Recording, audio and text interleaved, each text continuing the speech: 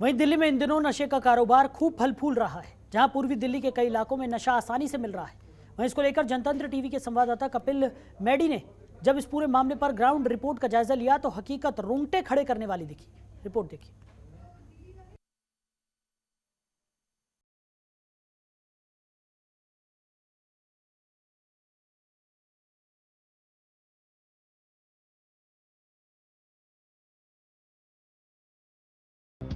किसी देश की उन्नति उस देश के युवाओं से होती है, और जब युवा नशे की गिरफ्त में हो तो वो देश की क्या अपनी उन्नति नहीं कर सकता।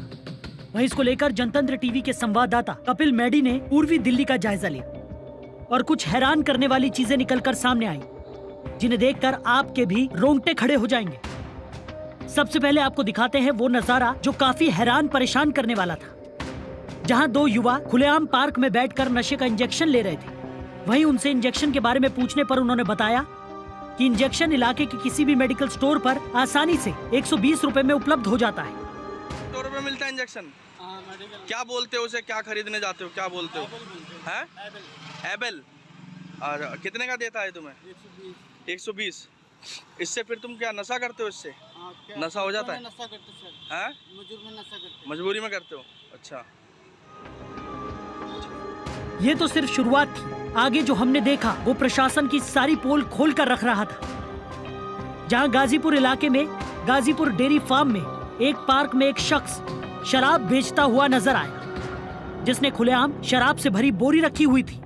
वहीं जब हमारे संवाददाता ने उससे सवाल पूछा तो उसने बसंती नाम की औरत का नाम लेकर कहा कि ये शराब उसकी है जो वो बेच रहा है। इसको लेकर एक स्थानीय निवासी ने बताया कि बसंती कई सालों से ये काम कर रही है। ये जो बसंती है ये पहले जामा मस्जिद जो गाजीपुर है उसके बाहर बेचती थी, तो हमने डीसीपी साहब को कंप्लेंट की, एसएचओ साहब को कंप्लेंट की, तो उसके बाद ये यहाँ से जो है वहाँ से तो हट गई, लेकिन अब यहाँ बेच रही है। तो पुलिस को इस पर कार्रवाई करनी चाहिए। देखो जवान बच्चों की ज़िंदगी ख़राब हो रही है, नशे की गिरफ्त में बच्चे आ रहे हैं, तो ये पुलिस को इसके खिलाफ कार्रवाई करनी चाहिए। पर पता नहीं क्यों पुलिस इसके खिलाफ कार्रवाई नहीं कर पा रही है। ये लंबे टाइम से ये धंधे में लिप्त है।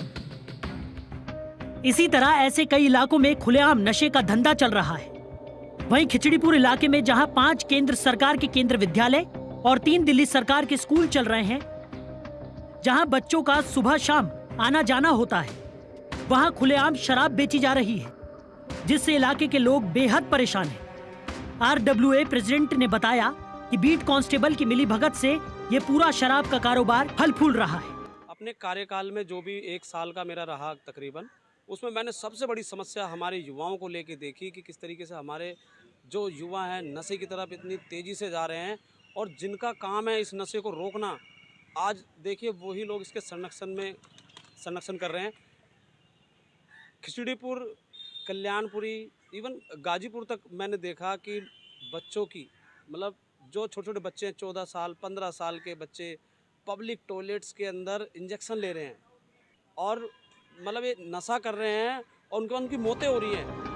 वहीं कल्याणपुरी के पूर्व पार्षद बंटी गौतम ने बताया कि शराब का ये कारोबार पिछले कई साल पर चल रहा है। देखिए, कहीं भी शराब या नशा बिकता है बिना किसी की शय के नहीं बिक सकता। ये सब कुछ जानकारी local police officers, local police station, beat officer सबकी जानकारी में, यहाँ तक कि सरकार के भी संज्ञान में होता है।